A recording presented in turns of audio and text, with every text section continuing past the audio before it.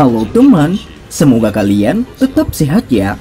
Jangan lupa ambil cangkir dan seduh kopimu. Tanpa nunggu lama kayak LDRan kamu dengan dia, langsung kita ke alur ceritanya. Battle Through the Heaven. Melanjutkan dari cerita sebelumnya. Badai api yang menakutkan menyebar secara horizontal di langit. Suhu panasnya menyebabkan udara di daerah itu menjadi sangat kering. Riak api yang kuat berubah menjadi tirai api yang menyebar. Itu menempati lebih dari setengah ruang. Hal ini mengakibatkan pandangan seseorang menjadi terdistorsi dan buram pada saat ini. Tak terhitung jumlah tatapan tertegun saat mereka menyaksikan badai api yang menyapu langit. Meskipun jarak yang sangat jauh, mereka masih merasa kaki mereka menjadi bergetar. Jika jenis ledakan ini sedikit lebih rendah, kemungkinan kota ini akan berubah menjadi kuburan dalam waktu yang sangat singkat. Teman Xiaoyan ini benar-benar menjadi lebih menakutkan, ucap Lin Yan. Lin Yan menyeka keringat di wajahnya sambil berdiri di puncak gunung saat dia berbicara dengan senyum pahit kepada Lin Xiuya dan Liu Qing di sisinya. Lin Xiuya dan Liu Qing menghela nafas dan mengangguk sambil berbagi perasaan yang sama ketika mereka mendengar tawa pahit dari Lin Yan. Liu Qing juga tertawa terbahak-bahak ketika dia memikirkan hal ini. Kecepatan pelatihan yang menakutkan seperti itu tidak ada hubungannya dengan bakat pelatihan. Itu benar-benar diputuskan oleh peluang keberuntungan seseorang. Sosok Xiaoli bergegas keluar dari puncak pohon tidak jauh dari mereka bertiga. Ekspresinya sedikit khawatir ketika dia menyaksikan badai api yang pada dasarnya menutupi seluruh langit.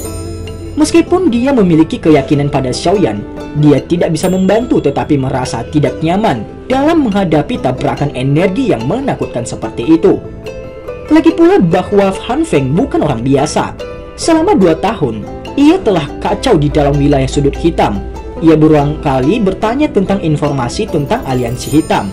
Namun dia tidak pernah menerima kabar sedikit pun bahwa Han Feng memasuki kelas Douzong. Xiaoyan Ji, kamu sebaiknya baik-baik saja.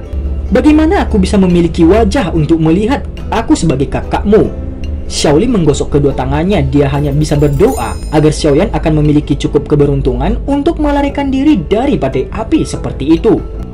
Sementara semua orang menatap dengan ekspresi tegang, tiba-tiba ada suara angin yang bertiup yang muncul di langit yang luas. Sosok manusia segera meluncur keluar dengan eksplosif dari badai. Sosok manusia yang tiba-tiba muncul segera mengumpulkan tatapan semua orang yang hadir. Meskipun sosok manusia itu menembak dengan kecepatan sangat cepat, masih ada beberapa orang bermata tajam yang dapat mengidentifikasi dirinya. Segera suara-suara gembira terdengar. Ini kepala aliansi, dia masih hidup. Wajah-wajah tegang dari aliansi hitam segera menjadi lebih santai setelah mendengar teriakan gembira ini. Sedangkan wajah-wajah orang dari Akademi Dalam langsung menjadi jelek dibandingkan dengan tampilan senang dari mereka aliansi hitam. Mata Xiaoli tiba-tiba menjadi benar-benar merah ketika dia mendengar seruan keras dari mereka dari aliansi hitam. Niat membunuh yang biadab perlahan naik ke wajah dinginnya. Dia sudah memutuskan di dalam hatinya, jika ada kecelakaan yang terjadi pada Xiaoyan, dia akan membuat Han Feng membayar harga dalam darah hari ini, bahkan jika dia harus mempertaruhkan nyawanya. Semua orang, jangan bertindak tidak teratur. Ada sesuatu yang tidak beres, seruan Suqian. Mereka agak terkejut ketika mereka mengangkat kepala mereka, hanya untuk melihat bahwa Suqian sangat fokus pada Han Feng yang menembak jatuh dari langit. Tatapan semua orang mengikuti dia untuk melihat, dan mereka juga merasakan ada sesuatu yang salah. Meskipun Han Feng telah melarikan diri dari badai api, postur di mana dia mendarat di tanah tampaknya menjadi salah satu tempat dia jatuh dari langit setelah ditendang dengan kejam.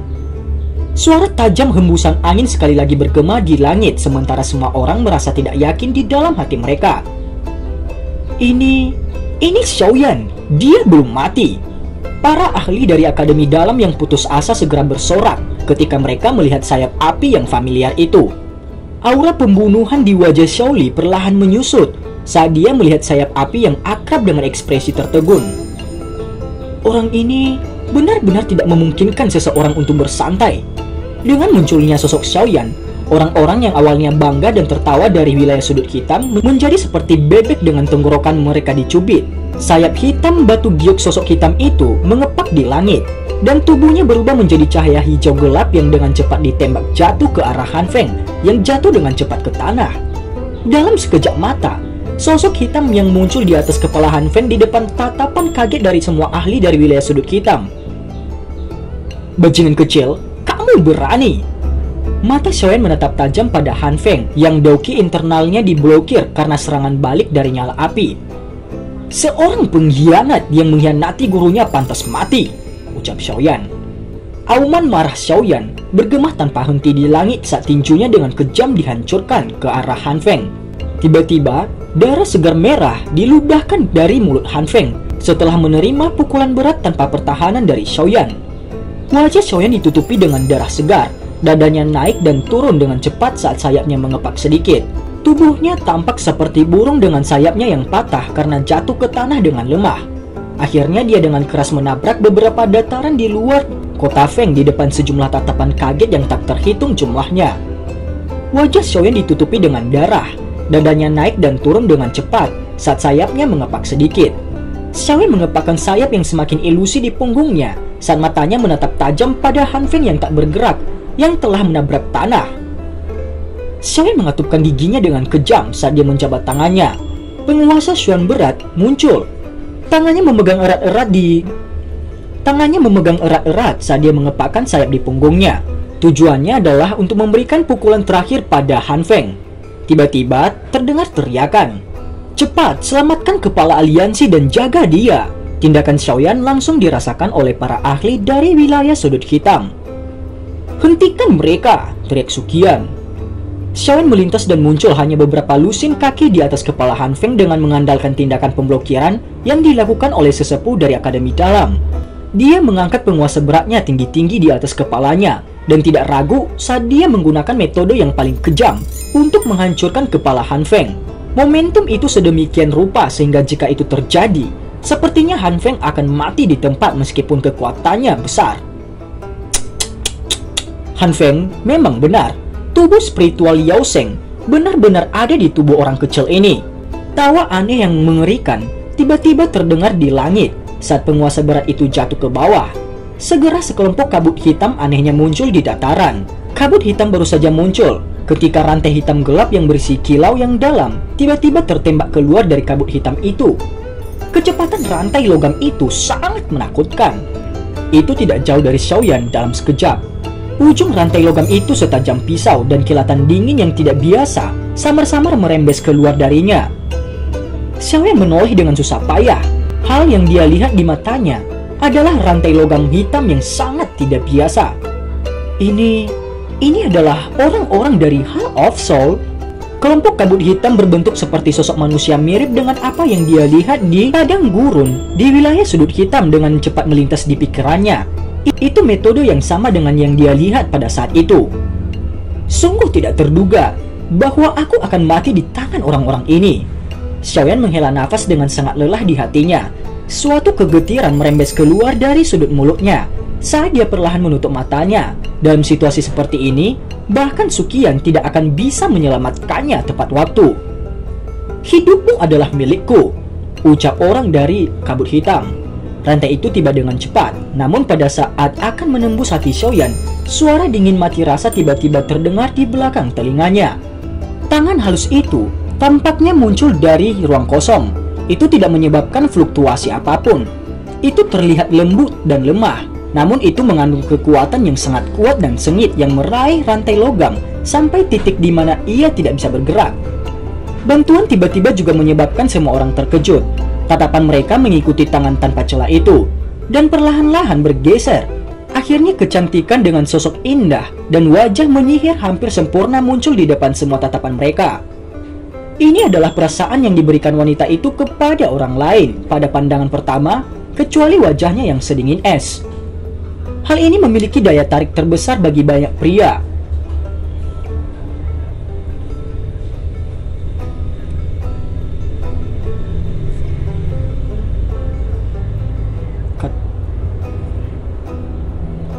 Semua orang tercengang untuk beberapa waktu ketika mereka melihat bahwa orang yang muncul untuk menghentikan serangan rantai itu benar-benar wanita cantik dan mempesona. Mereka mungkin tercengang, tetapi tidak ada yang hadir adalah orang biasa. Dari tampang dari cara yang aneh di mana dia muncul, sepertinya kekuatannya mungkin lebih kuat daripada orang lain yang hadir. Mata Xiaoyan menatap tajam pada rantai logam. Tenggorokannya berguling sedikit saat dia menoleh ke belakang dengan susah payah.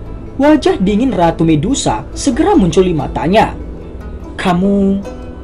Dia tidak menyangka bahwa orang yang mengambil tindakan untuk menyelamatkannya sebenarnya adalah Ratu Medusa yang telah mengincar nyawanya. Apakah dia benar-benar memiliki perasaan yang rumit terhadapnya setelah kejadian itu? Xiaoyan meraih dadanya dan mengeluarkan beberapa batuk lembut setelah duduk di tanah.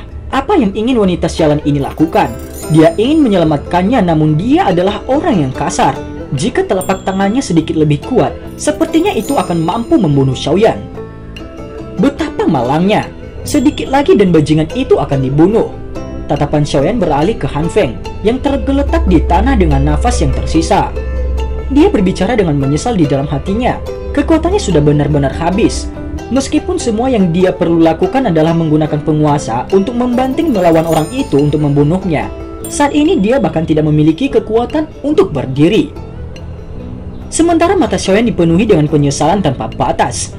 Ratu Medusa yang meraih rantai logam tiba-tiba menunduk dan melirik Han Feng yang dia tidak tahu itu hidup atau mati. Dia merajut alisnya dan tampak benci bahwa seorang pria sedekat ini dengannya. Dia segera mengangkat kakinya yang panjang dan ramping di depan tatapan yang tak terhitung jumlahnya dan menendang pinggang Han Feng. Tendangan ini mungkin tampak acak, tetapi angin tajam yang diciptakan oleh jari kakinya ketika diayunkan dan membentuk lubang yang cukup besar di tanah. Jelas tendangan ini adalah sesuatu yang bahkan dapat menyebabkan elit Dou Huang yang hidup merasa buruk, apalagi Han Feng yang terluka parah. Bung! Pada saat ini hampir semua orang percaya bahwa seperti Han Feng akan kesulitan menjaga hidupnya, bahkan jika dia terlahir kembali dari seseorang yang sangat kuat. Tatapan Suqian dengan kuat terfokus pada Ratu Medusa dari langit yang jauh. Orang lain mungkin tidak merasakannya, tetapi dia bisa merasakan bahwa tendangan acak yang terakhir tampaknya mengandung beberapa niat membunuh. Jelas, tendangan yang dia berikan pada Han Feng tidak menahan pikiran untuk membersihkan tempat itu. Tapi, sepertinya dia benar-benar ingin membunuh Han Feng. Jangan bilang kalau dia juga menyimpan dendam terhadap Han Feng.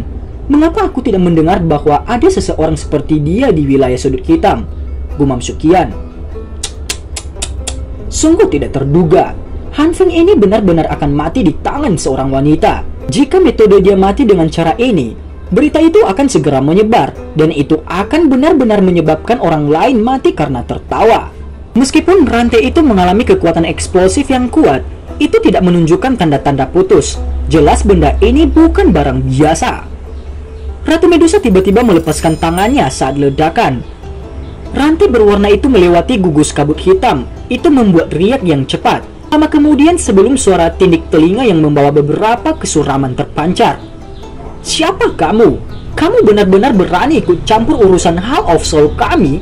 Ucap dari kabut hitam itu. Kehidupannya adalah milikku. Tidak ada orang lain yang berhak mengambilnya, jawab Ratu Medusa. Mata yang cantik itu menatap gugusan kabut hitam di kejauhan saat Ratu Medusa berbicara sedikit.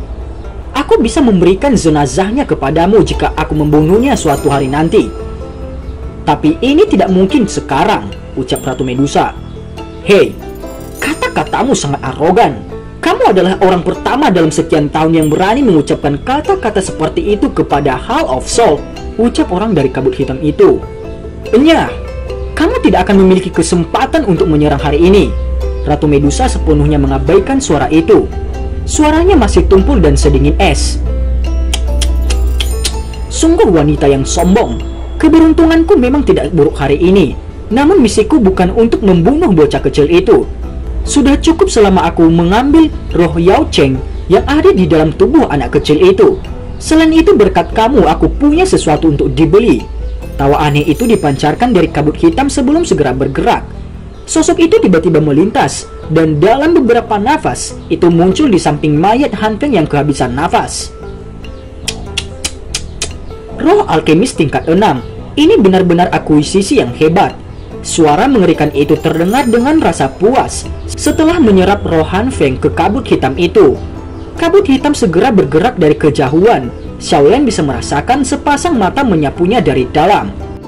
Aku akan mengizinkan roh Yao Cheng tinggal di tubuh kamu untuk jangka waktu tertentu. Pada saat itu Hall of Soul kami akan datang dan mendapatkannya. Ekspresi Xiaoyan agak suram saat mengamati sekelompok kabut hitam aneh yang melayang tanpa tujuan. Dia akhirnya berpas-pasan dengan organisasi misterius ini. Nikmati sisa waktumu. Pada saat itu bahkan wanita ini mungkin tidak dapat melindungimu. Tawa aneh terdengar dari berbagai jarak. Kabut hitam itu seperti hantu, berkedip beberapa kali sebelum menghilang dari daratan di depan tatapan yang tak terhitung jumlahnya. Sialan, si Heart Flame juga telah dibawa pergi bersama dengan jiwanya, ucap Xiaoyan. Xiaoyan mengatupkan giginya dengan kejam sebelum matanya melirik cincin biru tua dari jari Han Feng. Kilau biru yang berkedip-kedip menunjukkan perbedaan antara cincin penyimpanan ini dan cincin penyimpanan berkelas rendah. Xiaoyan mengambil cincin itu. Dia bermain dengan cincin penyimpanan biru tua di tangannya. Dia mencoba menyelidiki dengan kekuatan spiritualnya tetapi terkejut menyadari bahwa kekuatan spiritualnya ditolak oleh cincin penyimpanan itu. Sungguh layak menjadi cincin penyimpanan kelas tinggi. Ini benar-benar memiliki perlindungan semacam itu. Xiaoyan membuka mulutnya dan tersenyum. Dari sudut pandang tertentu, Han Feng saat ini meninggal. Oleh karena itu, Xiaoyan tidak perlu khawatir dia merasakan apapun.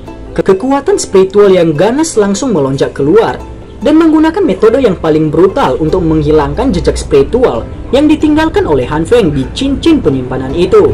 Pemeriksaan itu hanya berlangsung sesaat sebelum Xiaoyan perlahan menarik pikirannya dari cincin penyimpanan. Meskipun dia hanya melirik dengan terburu-buru, koleksi kaya dalam cincin penyimpanan itu menyebabkan Xiaoyan merasa sangat bersemangat. Tiba-tiba tatapan Ratu Medusa masih sedingin es saat dia melihat Xiaoyan tertawa pergi sambil memeluk cincin penyimpanan itu.